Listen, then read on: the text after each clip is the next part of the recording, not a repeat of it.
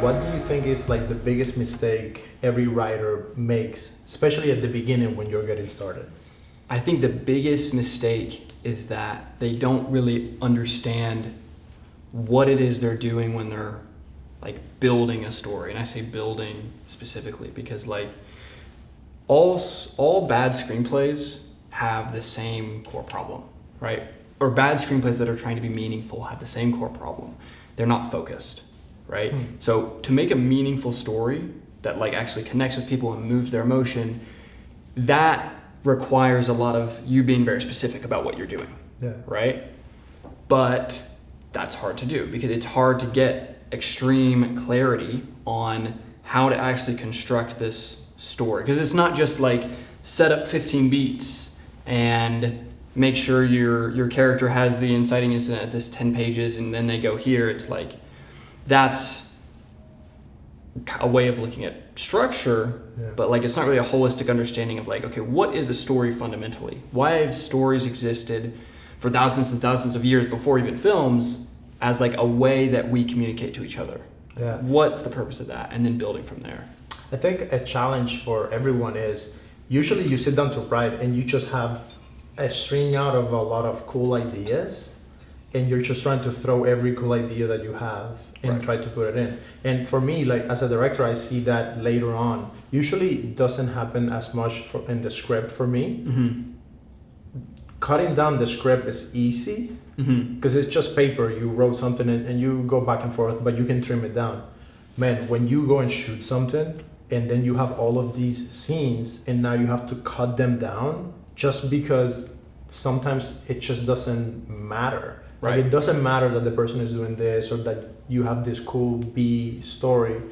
But it's really challenging to be able to do that. So how have you trained yourself to be able to focus and try to be specific about the thing that you want to talk about? So the purpose of a story is to essentially, like a story has a thesis statement, right? Like a thematic argument, right? So it's like what makes your story meaningful is that like it has something to say about people's beliefs, right? What people believe, how they live, this sort of thing, right? And so essentially you have to start there and that being the fundamental like through line that you are building for this idea.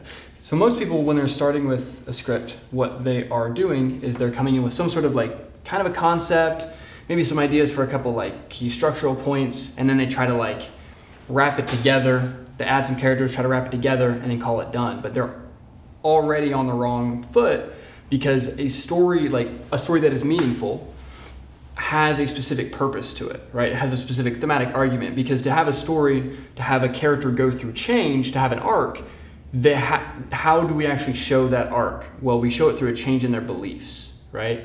And so that's what creates this like emotional reaction to movies because you're watching somebody ultimately like fight for what they believe in, right? That's what makes them strong. So in your case, do you have any trick, like when you're writing, do you write that thesis that you have for this project in like a big piece of paper and then refer to that as your North Star? How do you do it? Like, let's get practical, Tyler, because I think everyone can talk about, story and this and that and your script sucks. How the hell do we actually fix it? And like, tell me, when you sit down to write, what are you doing to like get shit done and like make it good? For sure. So what this kind of like top development thing is and kind of like what we are doing and what I've been spending the last few years doing on the YouTube channel and working with a lot of writers one-on-one. So I don't know if you know, but what I've been doing the last few years has been working with writers one-on-one to essentially identify the problems in their story and rebuild it, right? So throughout this process and continuing to hone, we have essentially built our like view on storytelling, where essentially you can get an entire large overview of your entire script in like a few pages, right? Do you do that like manually or is there a system? Like how do you guys go about that? Do you have like checklists? So essentially what it comes down to is like this shows you kind of the things that encompass your story. So for example, some of those things would be the philosophical conflict, which is the beliefs that are going to be in battle, right? This creates that fundamental layer of meaning. Then how is this then related to your characters, right? What do they believe within this battle? This sort of creates your character web. Concept also plays into this. There's a video on my YouTube channel done by another top development guy, Alberto Hallfeld, where he's essentially talking about that your concept also becomes the externalization of these two ideas that are are fighting each other, right? So in Jurassic Park is one of the examples that he uses. There is like man's control over nature versus nature, right? So you have nature as externalized by the dinosaurs, and then you have man's control as externalized by a theme park. So then you combine those, now you get your concept, which is, Jurassic Park. Yeah. Right? But do you think those things come before or after the actual writing of the script? So definitely before. It's essentially an outline, but it can also be enveloping in on itself, right? So I think I also have a different kind of look on what writing is. Like you will never see me, and I've done this a lot in the past, but you'll never see me like starting a draft without like a clear, very, very clear outline. Yeah, I think that is actually the pitfall of a lot of new writers, Mm-hmm. and we think this is all about the art, and there is art to it, but when I went to film school and I was taking the screenwriting classes, dude, it was like this epiphany of like there is actually a formula. It's a craft. Yes, and I feel like when you're getting started, man, it's like you feel I have this thing in me, like I feel like I can make movies and I feel like I have a story to tell. So you just want to sit down and write, and you have this poetic view of screenwriting. And when I have tried that, it's really cool for like a couple scenes. Mm-hmm. Sometimes I'm driving and I get this idea for a scene, and then I have sat down and tried to almost build a character out of that feeling that I had in my head. Mm-hmm. Because I'm a director, I'm thinking visually. Right. But it just doesn't work. Yeah. It requires knowing more of the pieces, and like with kind of our framework on story, it's like whatever you have, like let's say you have a couple of scene ideas. So like then this gives you what? Like maybe it gives you a piece of your concept, maybe it gives you a character or two, maybe it gives you a couple of scenes that might be in, let's say, your second act. You put them there, like it starts to just give you like whatever you have, whatever level of story that you have. Even if you have like a completed draft, like you can still compare it to this thing and be like, okay, let me glean, what do I have here as compared to like this view on story? How each of these pieces are essentially like coming out of one another. So you can really build you can kind of build the entire story from the thematic argument thesis statement that you're making, in the sense that, not that you have to, but like you could, in the sense that you have this idea that you want to express to people, which then comes into a philosophical conflict, which goes into a characters, which also goes into your concept, and then your characters split into a character web, which then goes into the structural method that we use, which is story circles, which then goes into how your scenes flow and goes into your setups and payoffs. And all of this can come out, and you are essentially sectioning off all the different ideas that make up a story, that will make up any good story. So it's like, rather than taking all this time to refine the thing that you need to be talking about, you just know what you need to be brainstorming on immediately. So now you're just ideating on the fun part, versus being like, oh, wait a minute, how does a concept work again? Or how does my structure, do I use this beat pattern or I do use this guy's? It's like, if you can just cut all of that crap out and know the craft side of like how it needs to look to focus it, then you can focus on the more fun part, which is finding your story idea and figuring out exactly what it is you want to say and experimenting with characters and scenes and all of this. Now tell me about story cycles. You mentioned that, and like I honestly don't know what you mean by that. What is, in your guys' like framework, what is a story cycle? So it's a story circle story circle. Story circle, Gotcha. Yeah. So this is something that Dan Harmon kind of came up with, the creator of Rick and Morty. And I followed him a lot, and he has these articles that he wrote. He's also talked about it a lot of different places, but he had these articles on Channel 101, which is like this old blog site that he used to write on. And he kind of has his theory for what the story circle is, how it works, and why it's important. And essentially what he's identifying was what I was looking for in regards to a structural flow. So the problem with all these structural flows is like they're not based on anything. Like not anything that's like core story in the sense of some of them try to be, but I think Harmon really found the one that is like organic to a screenplay or you talking to a friend around a campfire telling him an interesting story. Right? It's like, what is that key mechanic of the structure that makes this thing interesting? And ultimately, he has it break out into 8 beats. So you have your character, number 1. Number 2, they want something. Number 3, they enter a new problem. Mm-hmm. Number 4, they adapt to that new problem. Number 5, they like get what they wanted on some level. It's kind of like your halfway point. And here, if we're thinking about like a character arc, because arcs also layer into this, up to that halfway point, our character is kind of in their first belief. And then what happens at the 6th point is a pay, where something unexpected or something they did not prepare for throws them off course, right? This is usually referred to like as your major, midpoint, turning point, these sorts of things in screenplays. And that ultimately challenges, or it's supposed to challenge what your character believes, which then allows them to then make a different choice and grow when they get to the 7, which is return, essentially ending the immediate conflict. So your climactic moment, how does your character handle this huge problem that's being created? How do they solve that? And then how has that changed them, which is the 8.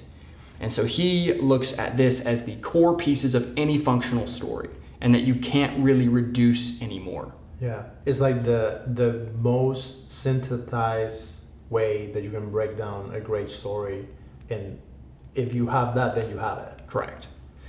And just a fun tidbit, most short films are not good because a lot of them end at the 5.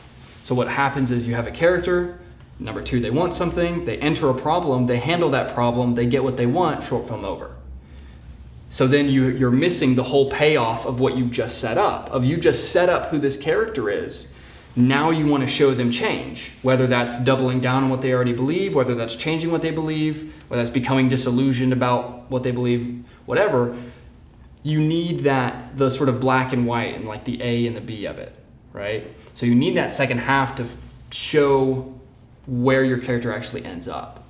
That's very interesting. Now, talking about short films, I think to me the biggest challenge that I see when I watch a short film and when I have made my short films, I'm not too worried about that. I think I'm more worried about why do I care? Like, why do I even care? Yeah. So when you're thinking about building a story for a short, what are some elements that you could say, okay, focus on getting this and this and finding a creative way to do it. If you get that, then I'm going to be able to care about this person. So 2 things essentially you need is your philosophical conflict, the 2 beliefs that are in conflict back and forth that creates the layer of the meaning of the conflict in your story. Without that layer, no one cares, right? Like no one cares about interpersonal conflict by itself, right? No one cares if your character launches the rocket into space or not really. Ultimately, what is in battle in a story is the beliefs that your characters are holding and how they are acting in the world based on those beliefs. Are those beliefs something that they have in them, or can you also use, for example, they believe something, they want to launch the rocket and someone doesn't believe in them, and then Correct. Use that? Yes, absolutely. So then the rocket becomes a symbol of their own self-belief, right? And they're going to do that. And now we have this conflict between those that don't believe in them and those that do. And so then you have that, and the other key piece is a story circle. You make a short with philosophical conflict in a story circle, and you will lap 99.9% of all filmmakers making shorts right now. Yeah. Well, I love that you mentioned that you said the word symbol. That to me is like one of my favorite things in filmmaking is when I can see how a filmmaker created a symbol of something in the physical world or in that story of that world that resembles something that everyone can relate to. So what is a symbol in a film that to you is like killer?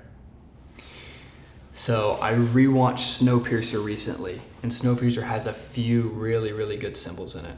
Okay. So In the arc of Snowpiercer, there's a few key important objects. Essentially, have you seen? Yeah. Okay, so the general premise: we're on a train in post-apocalyptic world, and it's like this totalitarian state, essentially. One guy in the top, and then we watch this revolution. So the matches and the chronal in Snowpiercer are very, very, very strong elements. So essentially, what happens is we have our character who is getting us through all of the doors, Namgoon. So protagonist Curtis, then this character that he has to bring with him that he doesn't like, Namgoon, is opening the doors for him so he can get to the front. While he's doing it, he's collecting this drug called chronal. And then Curtis essentially uses the fact that he's doing this drug as a way to, write him off as a character. It's not until when they get to the end when he realizes this guy has actually been, this chronal is flammable, it's a bomb, and he's been building this bomb to exit the train and present this choice to Curtis. So we get this beautiful moment based upon the matches and the chronal at the end where Curtis is facing the main antagonist, Wilford. Wilford's offering him this choice. He says, spoiler, Gilliam, his mentor, is a fake ally. This guy believes the same thing that I believe, right? That's what he essentially tells him. The one you look up to the most believes the same thing as me. Come join me, which creates a legitimate choice. And then you have on the other side, Nam, who wants to blow the system up entirely, right? We must destroy the system entirely, we must leave it. He's offering the choice, leave it. And so then Curtis is the one with the matches. So now it's because of this object, it's up to Curtis's decision where we go. And it's all externalized through the object. So love the matches, love chronal. Snowpiercer is excellent. It's a pretty solid film. Now, do you feel, man, when you're watching movies, can you still enjoy movies? Yeah, I can still enjoy movies, but ones that I do enjoy are thinner now. Yes, 100%. And now whenever I watch a film and it's everything comes in, then I'm like, holy smokes. Yeah. Because it's so freaking difficult. Yeah. Even whenever you watch a bad movie, trust me, people who made it, they really wanted it to be good. Absolutely. No one is there on set at 3 a.m. shooting something to then be bad. 100%. Everyone wants to make it good. It's so difficult that the more I work in film, and I've been doing this for about 15, 17 years now, and the more I learn and the better I get, the more I realize whenever I watch a good film, I'm like, holy fuck, yeah, how the hell did they do that? Yeah. I had that moment with Avatar, the second Avatar. Okay, yeah. Recently. Have you watched it? I haven't seen it. Okay. 100% recommend watching it. Okay, so you really liked it.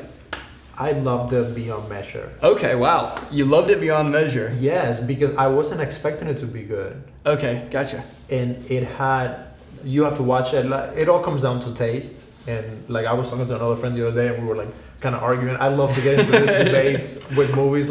With movies, I either love them or I hate them. Mm-hmm. And I love to argue with people about it. So just a heads up. I'm the same way. Yeah, I'm looking forward to fighting over movies with you Yeah. because it's super fun. But that film, it was amazing. Until you watch it, we can really have a conversation about it. But that movie was really good. What is one movie that is? We have the Oscars coming up, and there's a lot of good movies that came out last year. What is a film that you have watched from recent times that you're super excited about? I'm going to be honest with you. I don't think there's really any of the major current movies. You got nothing? Nothing hit you? I have been, I think it's the last 5 or 6 times I've been to the theater, I have felt robbed of my 2 hours. Yeah. That's sad. I think some of that might be because I'm, overly picky, maybe. But I think also some of it is there are not too many truly strong films. I think the list of genuinely great films is way shorter than we think it is. Mm-hmm. There's also great films and then films that are great films that I also like to watch, right? Yeah. So it gets even shorter. Man, I'm sorry for you, Tyler. No, so I go and I watch whatever I'm interested in. So I've been watching... You're watching a lot of TV? Watching a lot of TV, watching a lot of Peaky Blinders. Yes. Fantastic show. Dude, my brother got me into it. Yeah? I'm obsessed with Rules, it. It's dude. so freaking good. It's so good. Have you seen The Last Kingdom? No. The Last Kingdom is fantastic. It's like the English and the Danes fighting each other in like 8th century England. With TV, to be honest, I've been running away from TV. Really? Okay. Because it robs you from your time. Definitely true. And then you end up, and it is so good that I just want to keep watching. And this is something that I don't remember where did I get this idea from, but it was on a podcast or a book, and the person was explaining that sometimes you know that people say, oh, talk about your goals and like say it all the time and tell everyone what you're doing. Mm-hmm. When you do that very often, your brain doesn't know the difference between reality and what you're talking about. So it does help you in a way that it puts you in a state where you do believe that and you make actions that move you forward. But at the same time, you also get the same like brain chemistry reaction of achieving the goal. So you almost don't need it as much.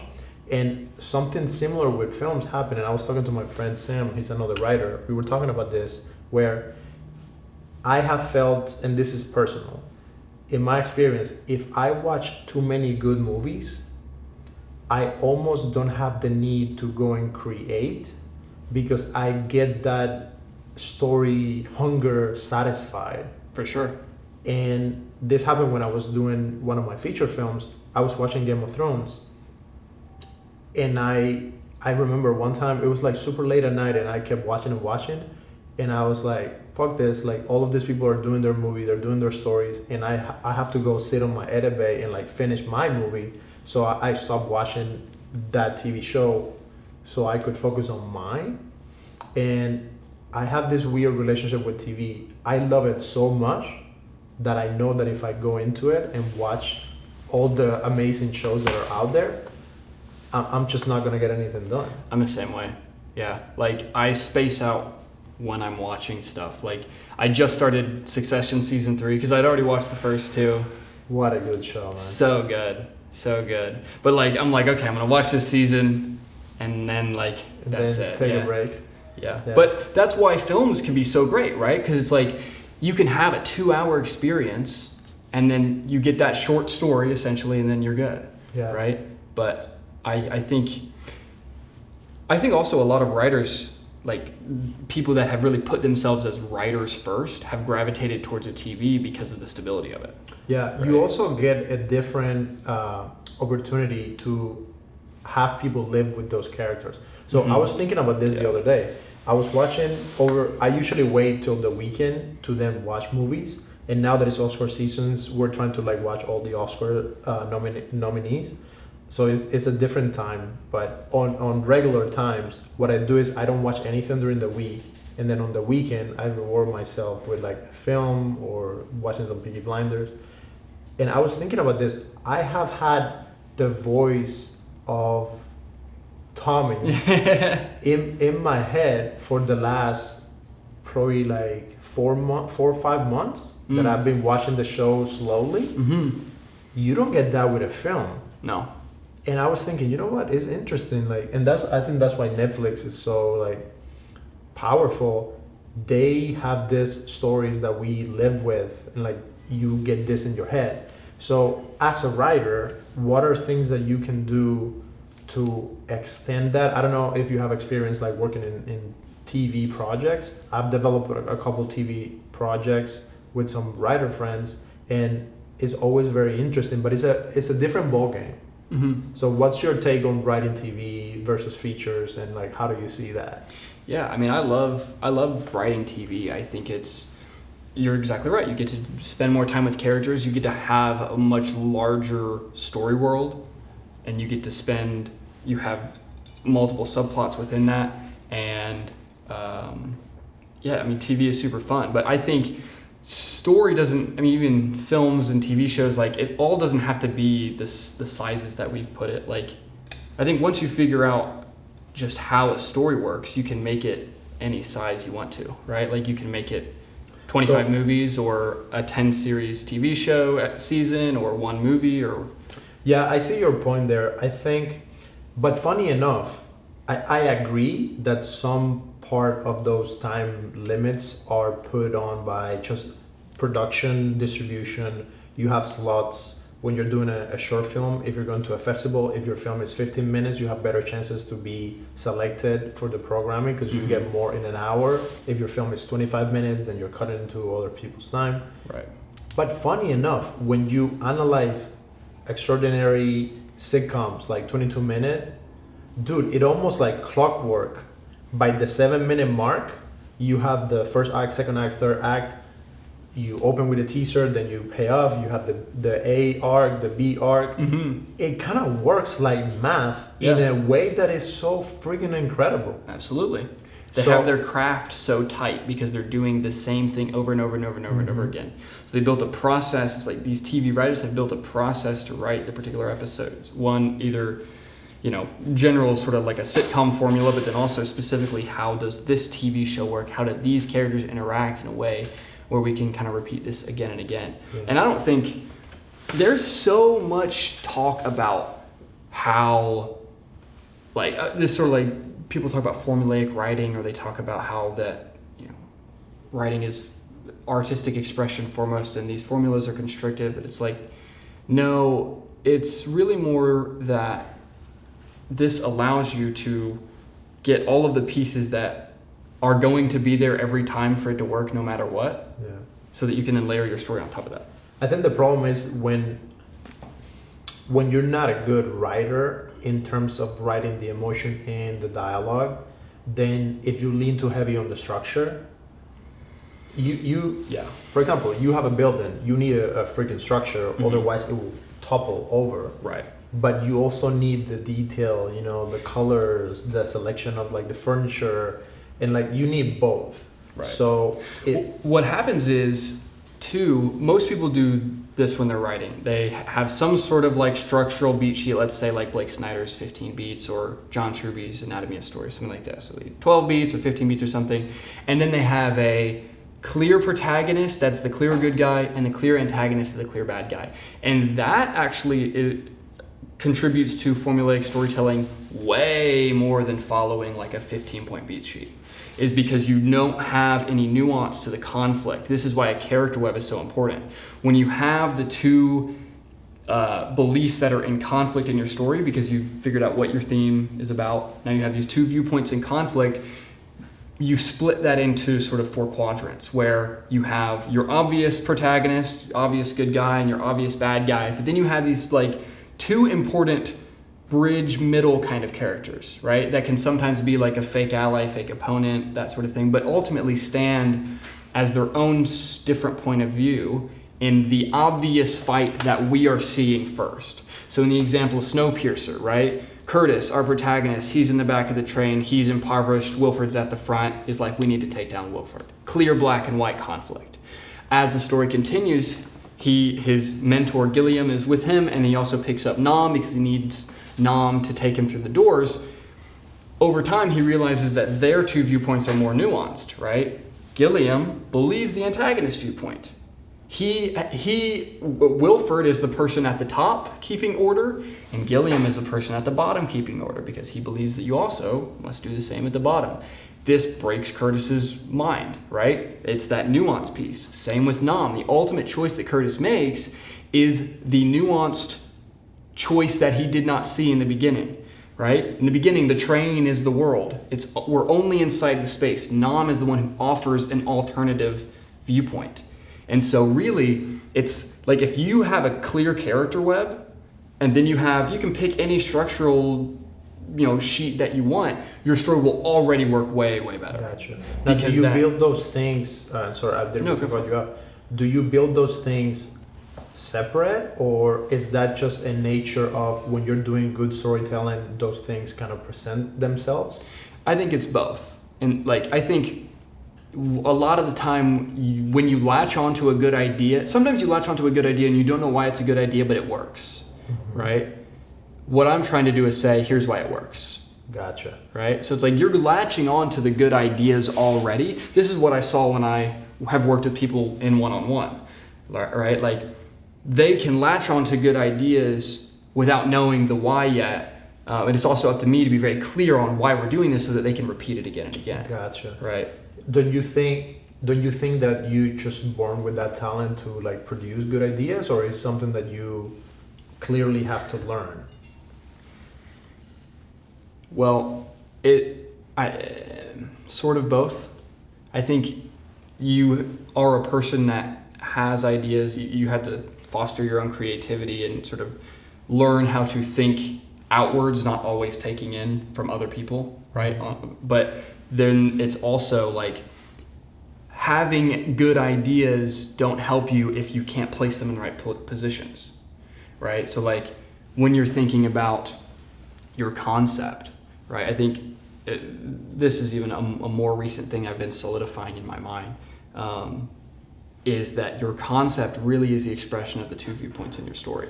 If you can think about it in that way, so with Snowpiercer, we have the post-apocalyptic train, this representation of order, Wilford's totalitarian system, with the concept of a cultural revolution, right? So we're seeing this cultural revolution, this is like the sort of freedom side in this machine of order, right? We throw these together, we have our concept.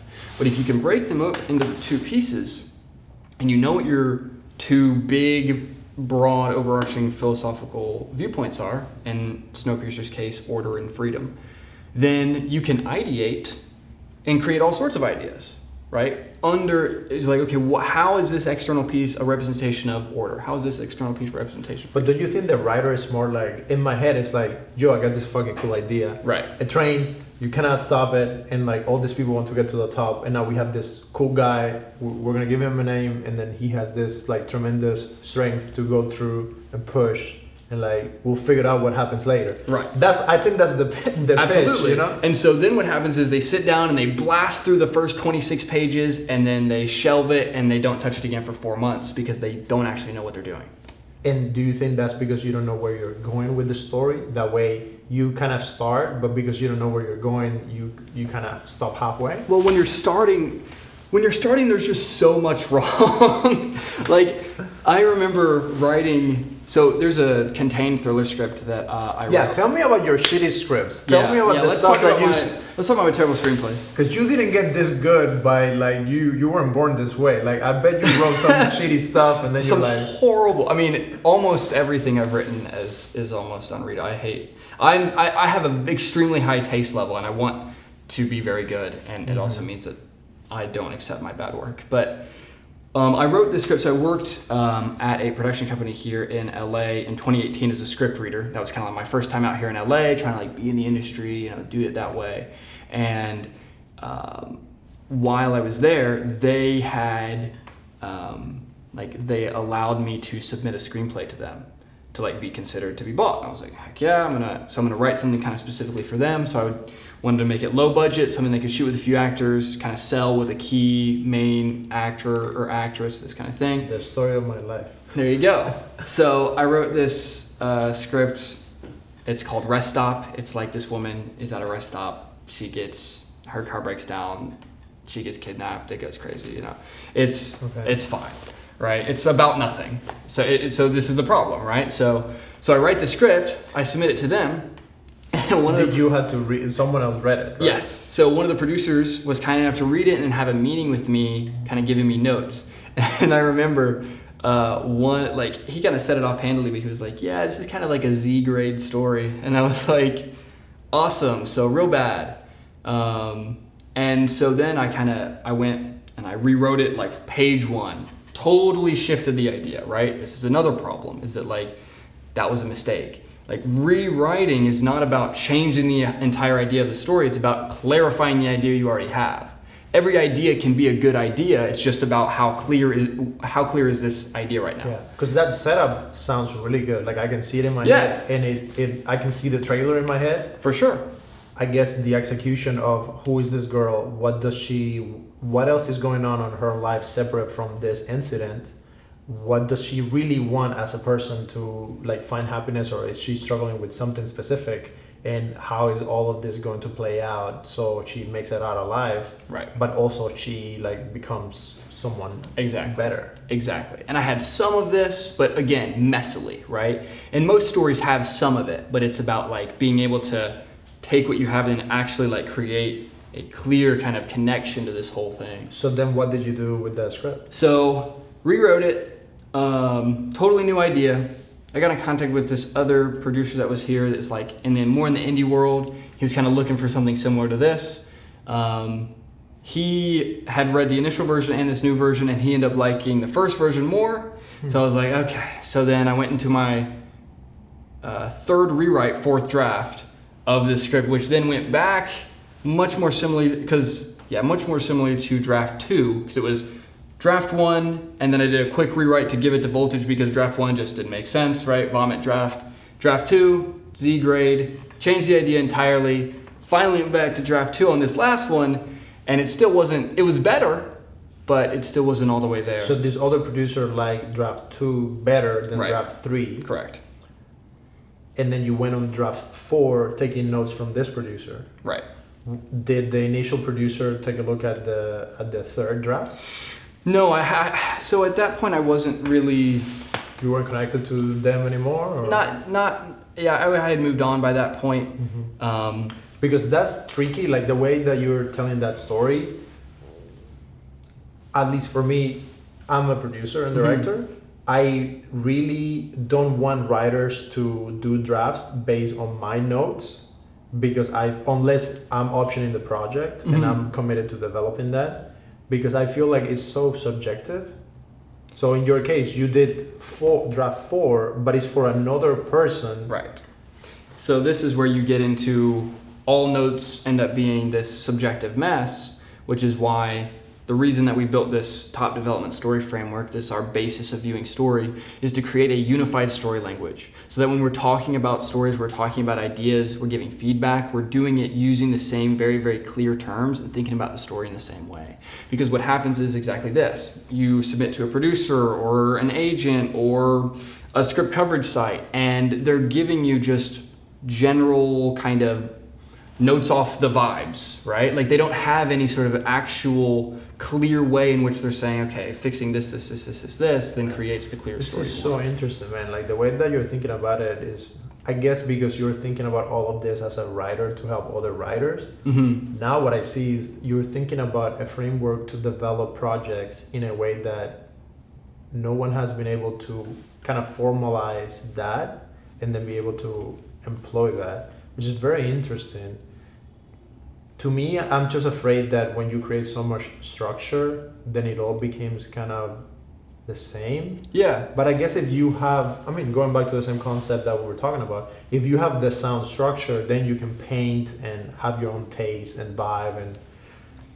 Yeah, so they're definitely, that's the immediate fear, right? Is okay, well now you're creating the next generation of the paint by number stories, right? That's the immediate fear. But I think ultimately what we're doing is, like, you can make this story a non-linear, multi-flashback, time travel, thing, like as you can Christopher Nolan it up as much as you want. But like if you understand how the pieces of it work, it doesn't matter. Like you can shift how you're dancing on stage, but you're still setting the thing up on the same foundation.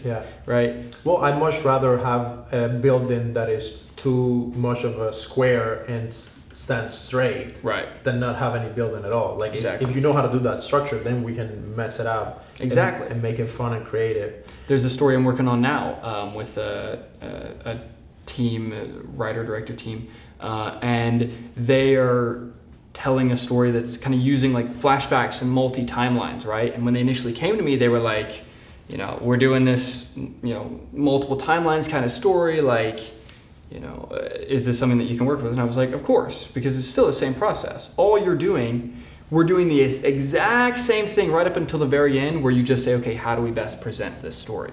Like you can present it linearly or you can present it non-linearly, but the story, why it's there, the thematic argument, the character web, the flow in which characters go through their arcs, all of that still is there. Yeah.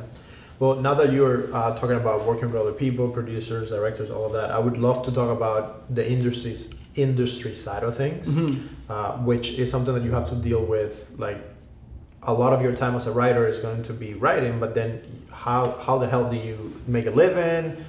Can you move out here to LA, get a job, like make things work? What has been your experience so far with that, and what would you recommend people who are getting started, you know, and who want to be writers professionally? Yeah, I mean, I think it's extremely hard, and the entire way up is extremely broken. Why do you think it's so hard? Because it's intentionally built that way. But why?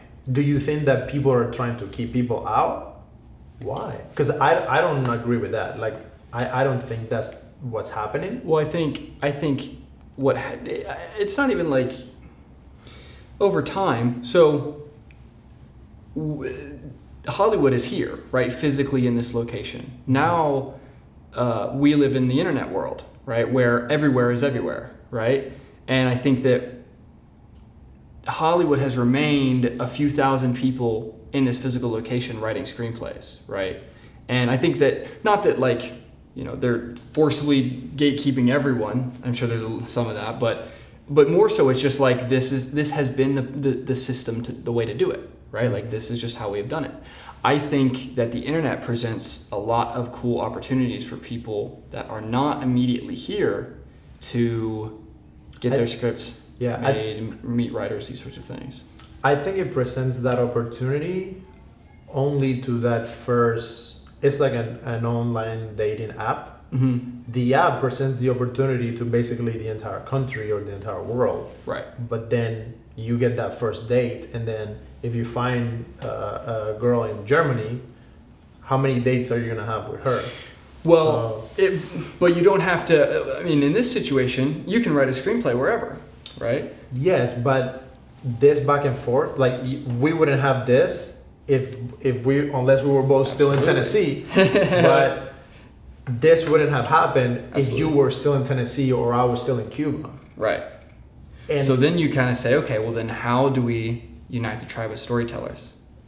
Which is the other thing, right? How do you unite the people that love storytelling from all over under a unified story framework so they can talk to each other? They can actually help each other with their screenplays. They can see what they mean without giving feedback that changes the entire core idea of the story. Yeah.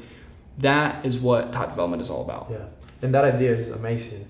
The part that I'm very passionate about is having people come together and actually make things. 100%. That is like the dream, you know, like my dream is just like I wake up every day and I go and make movies. So that's what we all want. Now, I'm just afraid that if people keep hearing that Hollywood is trying to keep everything closed off, then you're going to feel like, oh, the reason I'm not being able to be successful or do this or do that is just because other people are keeping me from doing things. Right. That hasn't been true in my own personal experience. Mm-hmm. So I can only speak from my experience. I'm a filmmaker from Cuba. I came to America, went to Tennessee, got a scholarship to go to film school, ended up going to Atlanta for a couple of years, found a way to get in as a PA, office PA, camera assistant, location scout, location PA. So you ran the track. Oh, I did it. Yeah. And I feel like you need to do that. And trust me, at every single step of the way, no one was there trying to keep people away. Mm-hmm. It's all about who you know to get in and have one small opportunity. Then it comes down to like you have to be good and like put the work in. Mm-hmm. And you have to be good. And what we do is not easy. So if you want to be a writer, there is not that many projects being produced every year, right? Because it takes so much money and there's only so much TV space or whatever. So there's limited amount of money. We have to put it into production. So that means limited amount of projects. So out of those projects, the best ones will rise to the top. Now, you do see, oh, if so-and-so made that movie and it was shitty, how did they make it and all that? Well, that's the other 50%. You have to know the people. And once you're here, you just maximize your opportunity like by 10x of little conversations happening. You bump into someone at a coffee shop. Like one of the scripts that I'm producing right now, I met Sam, the writer, at a dinner party for someone's birthday. And then it turns out that he's obsessed with scripts. He comes to LA to write scripts. Then I'm obsessed with movies. I come to LA to make movies, and then boom. I think that's why Hollywood's still the mecca, and I don't think it's going to change. I don't think so either. I think LA is here to stay for a long time, and I think that's why I'm here, right? Like I think this, not even the film industry in particular, but just the city of LA has all these interesting people and like connections and all of this stuff that like I agree. I think it's going to stay. I don't think that writers need to be on set for 16 hours to make a story, though. I think this is where the industry has made the track to go forward very, very difficult. So when I was working at that production company, they were hiring an assistant, right? And I was sorting applications for them, right? And already it was a great job in the sense of I learned a lot there, but I definitely knew like I don't want to be here for 3 years while I'm writing on the side or this sort of thing, right? I knew that immediately. And so why did you came to that realization? Because they're taking so much of my time. Like 10 hours of my day every single day are going to things that I don't think are like that valuable, right? I'm doing spreadsheets for other people and reading scripts that I don't think are good. Like it was a great, fantastic learning experience for the time that I spent there. How long were you there? 3 months. Not very long. And then I had friends who kind of went the industry track of, okay, then they kind of found assistant, kind of went up this, and they're in like some really solid positions now. Yeah. But I knew pretty fast that I was going to have to do it differently. So like when I left that working there at the production company, I kind of came back and I was like, I learned so much about story. I had read all these screenplays, and I was like, I think I can kind of just like approach this my own way. And so I started doing that. Mm-hmm. Well, in your case, you want to be a writer. I don't even know. I think I want to make really good movies, right? So do you want to do that as a producer, writer, director? I think primarily it's producer, in the sense of I want to whatever is just the leader of the story vision, right? So ultimately that's the position you have to be in. So what has been the case for so long is the directors are sometimes unable to be the true leader of the story vision because they have producers breathing down their necks about how exactly things should be. And then now we're dealing with politics and we're dealing all this stuff. So ultimately it's like you have to figure out how to be the last word, right? So I think that I really I wrote a lot of terrible short films. I was so tired of writing scripts that didn't work. And I read a lot of scripts, professional WGA scripts that were very not good, and I was like, I am going to figure out how this thing works because I'm not going to continue making stories that don't work. I'm still confused. I can't wrap my head around this thing that I'm doing. And so I became obsessed with understanding how this worked and being able to you don't want to have to rely on this exact moment of inspiration to get this one beat, and then you have to hold on to it. It's like it's all fluid. Like you just know how to do it, and then you just know how to identify and solve problems. And the more that you do that, and the more that you can look at, I look at all kinds of different stories from my clients. There's horror, and there's comedy, and there's adventure, and there's sci-fi, right? All these different stories, but they all the problems can be identified based upon what they want the story to be. Clarify those problems, clarify the story, and you can make it better. And so whether I'm a producer in the long term or what, I don't know what my title will be, but I want to make movies great and I want to have the last word on how they function. So it sounds like you want to be in development. The part that I think, this is interesting. So, and I'm only asking because I want to hit me with it. Learn. I think you kind of need to decide maybe what medium you want to play that, because TV and film, they were different. For sure. In terms of who has the final say on creative. Absolutely. So if you want to have the final say on creative, And with everything that you have in your background with writing, I would say go become a showrunner and go into TV. Mm-hmm. Because in my experience, when I have worked for major studio TV shows, you have the showrunner that controls the creative is a writer. Mm-hmm. Sometimes they also direct, and they have producers that help them with the production side of things, which I don't know if you have experience in physical production of like actually putting projects together or going shooting like. Not very much, no. So I have. This is also like, this is where I'm very weak in, right? Like the actual production, which is why I have some other people that I've connected with that are which is totally fine. Like everyone has their expertise. For sure. Like in my case, I come from that world of like production, post-production, because I'm a director and I learn how to do all the stuff. But my weakness is writing. Mm-hmm. And that's why I always work with other writers. So I think for you, TV will be ideal Mm-hmm. because you can be a showrunner, you can come up with a concept, you're developing like a tribe of writers that you can pull resources from, so you can come up with concept for shows. Then you have staff writers that come on, build the whole thing, and then you go find someone like me that knows how to do production and the directing and the post-production and the distribution, and then you just combine those two things. The part that is going to be interesting for you is I can see you directing. Have you directed some films? Some shorts, yeah. Yeah. I think that is probably your next thing to fall in love with and then go down that path. For sure. It's going to be really interesting to see you with the depth of knowledge that you have with writing and story, taking that now and translating that into visuals, Mm-hmm. which is a different skill. Definitely.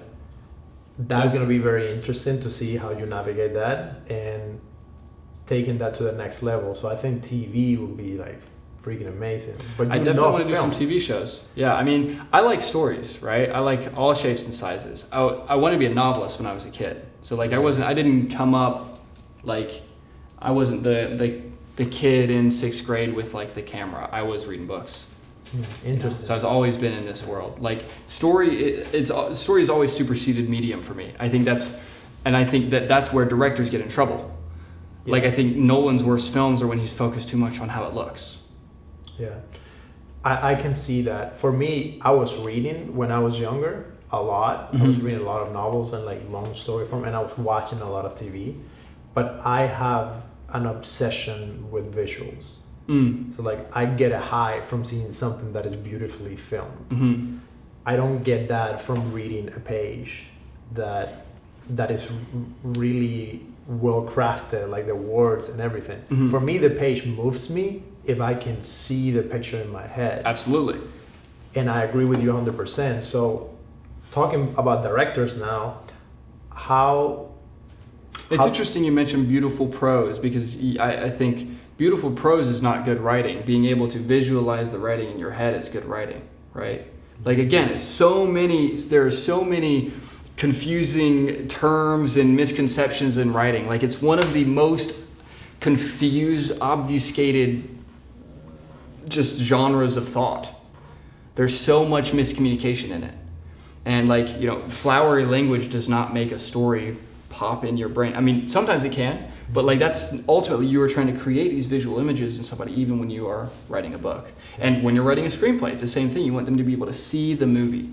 There's a screenwriter, Dominic Morgan. He has a YouTube channel called Script Fella, and I worked with him to polish one of my screenplays. I paid him to do a polish over it, and he has like these very detailed notes.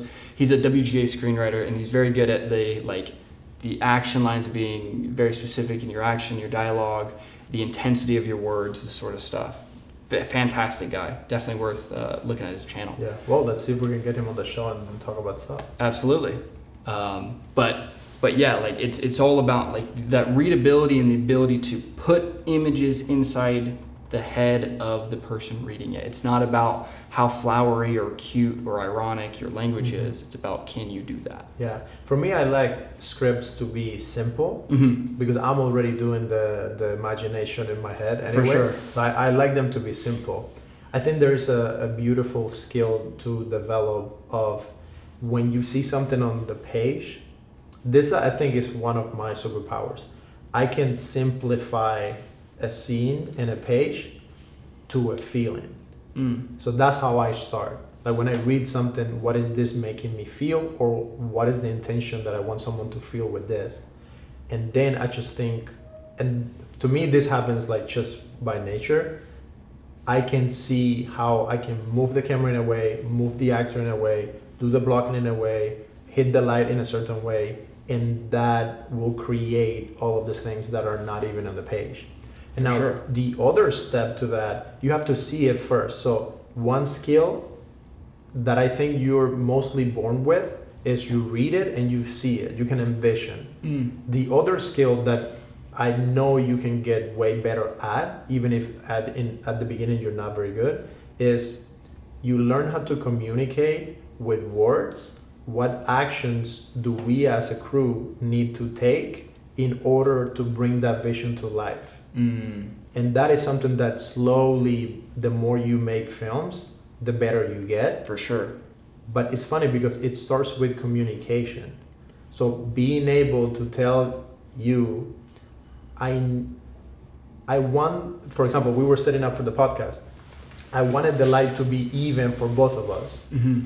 I could say, the light is kind of weird. Like now I skip that and I go to explain, I need that light to point up to the ceiling to do this effect that will get the end goal that I'm trying to achieve. Right. And that's something that you get with time. Definitely. And yeah, it's like when you want to write characters acting and moving and doing the thing rather than thinking about or starting to or to do the thing, right? Like it's, the specific action is the most important piece, right? Just like when you're giving direction, this needs to be here. Like that action is the most important piece. yeah. Same with the character, what they are doing. And that's why scripts are also nice in that way, is there's like that built-in rule of you shouldn't really be writing what's not filmable.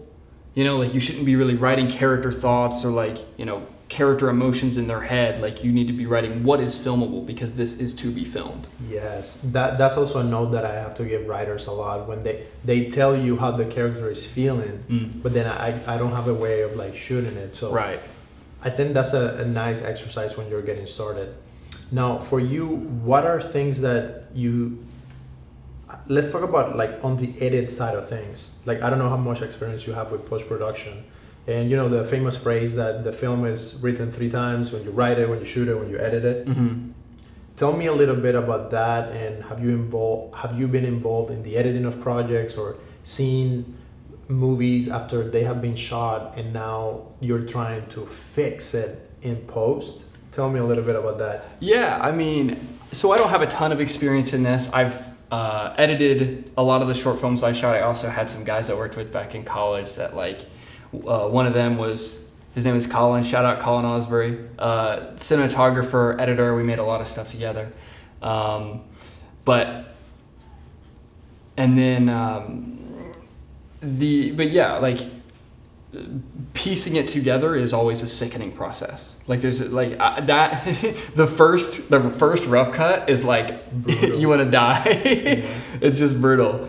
And then it's like that shimmying of like what you have, that's where I start to get frustrated. Like that's why I love writing so much. It's like the shimmying of what is being shot, to me, it like grates on me, you know. Yeah. Like that's Colin was always awesome because like he loved to edit and he was just so naturally talented at it that he could like start to just fill in the gaps to get what we needed. Yeah. And cut it down to what it needed to be. But like, and that's why I love the writing of it, because it's like we could focus on just the story piece, right? That's always what I've loved the most.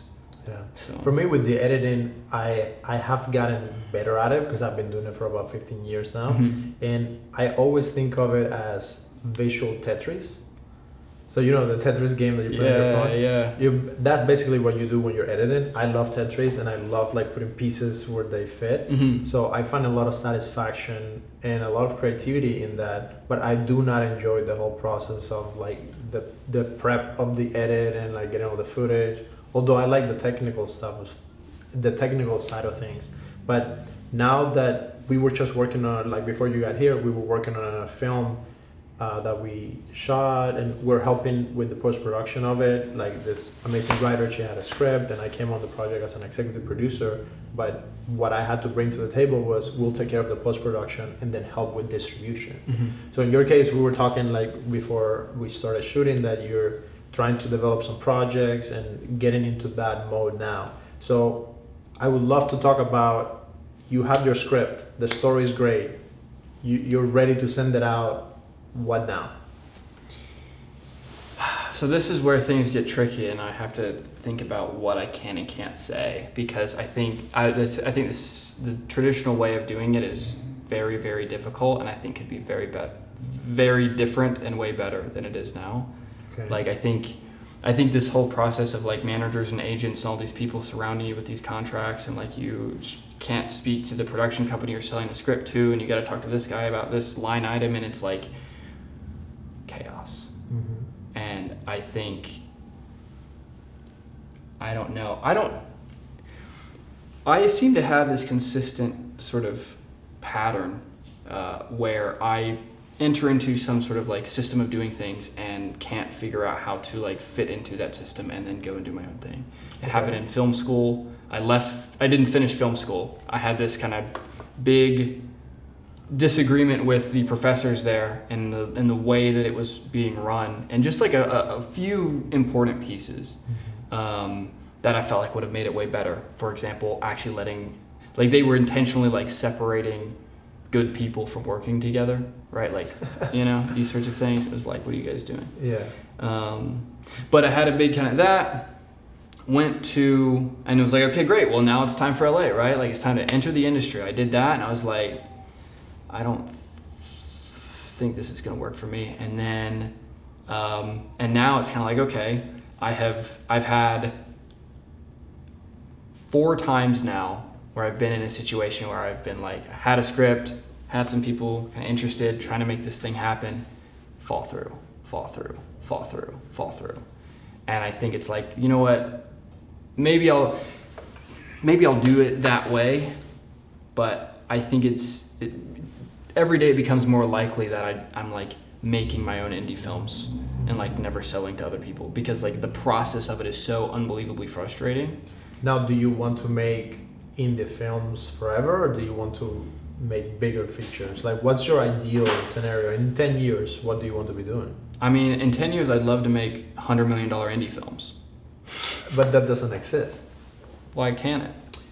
So when you say indie, let's define indie, because I think that determines why it's indie or not. Yeah. So this is a good. What makes an indie film? A film that's probably not owned by the dominant production companies. Then how are you going to get $100 million for it? You got to figure out another way, right? And then once you make that film, where are you going to release it? Well, that's more the easy part. How so? Well, I mean, you know, obviously everyone wants traditional distribution to be on, you know, to go to theaters or be on Netflix and these sorts of things. But if the goal is to make a movie and share it with people, you can do that tomorrow, right? Mm-hmm. You can go to the internet and go immediately to your people. Now, the thing is, how do we get the 100 million back? So this is the thing, right? You wouldn't make a $100 million movie step one. You make smaller movies, you build your audience, and then suddenly you're able to make mass scale movies because you have the people that are following you. So with that, I disagree, because if you have the $100 million movie, you don't have to build the audience. You just go make the movie and go and market. So you go straight to market. But you have to get the $100 million first. Right? Yes, you won't be able to get the $100 million budget for one single movie if you do 10 or 100 little $1 million movies, because the scales change drastically. 100%. I mean, maybe. By the way, this is like, I love this. Like, I want to do what you are saying. I want to do it too. I'm just playing devil's advocate because I want to figure it out too. This is great. I think, and also like the specific number is like, you know, it doesn't have to be 100 million. Let's make it 200. Let's make it 200. We might as well. $100 million. So, for example, when you look at a movie of that size, you need to, and you want to share with the most amount of people, right? Mm-hmm. That is going to require not only the 100 million to go make it, then you probably need another 100 million to market it. That's where I think the internet changes things. So I think How so? I think the internet, like, I mean, you know, Alex Hormozy, you mentioned you're a fan of him. What is he talking about right now? He's talking like, why did he go big in public after making a ton of money in these different companies? Because ultimately attention becomes the most valuable thing. If you can touch people organically, then your ad costs become extremely low. Mm-hmm. So ultimately what it becomes is building an audience. So ultimately just the budget of your film size depends on the audience size that you have at a particular point, and obviously the money that you can get at a given time. Though I agree with that. The only difference that I would bring up is when you build that audience, then you by proxy become the same. For example, Netflix. Mm-hmm. The way they built an audience and now they can produce their own things was they did one piece of the puzzle. Right. So they did distribution. Right. And they figured out how to do this one distribution part. And it took them forever. This funny thing, like people think of Netflix as like, when do you think Netflix started like being a thing that we talked about? 06, 07? Yeah. So they have been around for about 20 some years. Mm-hmm. It took a long time to get to where Netflix is. For sure. So now you talk to people and they, oh, we want to be the next Netflix or whatever. It's like they didn't start producing their things day one. Right. They started with distribution. For so sure. In your case, to figure out a way to make an independent movie for 100 million and then get that 100 million back, you're going to have to go to the places where the majors are. Right. Well, for sure. I think it's interesting that you mentioned that what Netflix did was it grabbed a specific slice and like really nailed that, right? So distribution, for example. Mm-hmm. I don't think anybody's doing that with development right now. I agree. I think there is, you know, and there's this whole big kind of like nobody really respects development. Like all money goes into production. Script development is not always the best, to put it lightly. Mm-hmm. And I think there is an opportunity there to create stronger stories and to also integrate into what already exists through that angle. Yeah. Right? To where you can. Yes, I think the challenge that you have there, I agree with you 100%. I mean, that's why I have you here. Like, for sure. I love what you do, and like I want to connect with more writers and like grow that development side of my company as a whole. Like a long time ago, like I'm a crazy kid from Cuba. I came here with nothing, like, and I'm here to play for bigs. You know, like I want to win an Academy Award. I want to go out and like die happy that hey, I gave it all. So like I'm thinking long term. This is my kind of master plan. So I see my entire company and like what I do in 4 big pillars. So development, production, post-production, and distribution. Mm-hmm. I think that is when you talk about story and how you break it down to like the least, that's how I look at it. So you with development, you have 1/4 of that pie. Right. In my opinion. It's just that because it's the beginning of the pie, man, it's the hardest part to fund. For sure. And You're exactly correct. And it's not pretty. Like you're not gonna get cool BTS shots of you working on the script. Absolutely. You're not gonna get red carpet. It's not part of your development cycle. 100%. But you do have the seeds and you do have the core of everything. So I think if you build it right. Right. Isn't it fascinating that somewhere along the line, the core of what it is we're doing in this city became not the focus?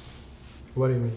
In the sense that production and actors and cinematography and all these other things became the focus of film. So it's like, but the film is serving the thing that it's about, right? Like ultimately the story is the core of the whole thing. But it's show business, Tyler. Right. And I mean, right. So this is the thing. So it's like, you know, do we say, oh, it's show business and not improvement, or do we say, okay, well, maybe there's a way we can do it better? I think this will be my advice. I think you just need to make development sexy.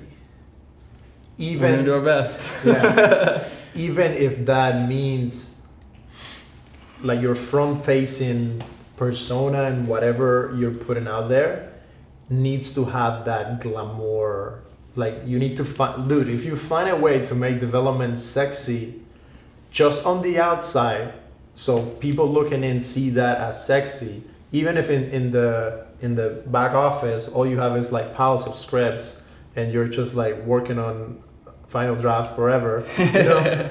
If you figured out a way to do that, then I think you have a shot at turning this thing upside down. We've got some plans. Just make sure you send me the scripts. Absolutely, and we'll work on one of yours. We could do it super simple. We could. Okay. This is actually how it, like, you know, at this point we could have, you know, 5 or 6 calls over the course of a month or two, and have your stories like way clearer. Identify the clear problems based upon what you're trying to say. Like the whole idea is not to, like, this whole idea of writing a script over 3 years and doing this, like, we want to do all of this. Yeah, no, I don't like that. And there's this writer I'm working with that loves to write fast as fuck. So I'm not in that. I'm not thinking about that for writing. But at the same time, I understand, and I have this concept that I call desperate patience. So I understand it's gonna take forever, but I'm gonna do it as if it has to get done tomorrow. For sure. So if you can also apply that to development, because development has the stigma of like, oh, it takes forever and blah, and right. It's just the nature of how it works. So working with crazy deadlines and things like that, you can push things. So hopefully we get to work on something together like pretty soon. And like this has been really interesting having this conversation. Like I'm really excited. I'm super excited. I didn't know that, you know, about some of your film experience as well. So like I was very interested to hear about that. Man, and that we're from the same city. We live in the same place, so that was crazy. Thank you guys so much for watching. If you like this episode, please send it to a friend. And this episode over here, I think you're really going to like it if you can check it out. And again, we'll see you in the next one.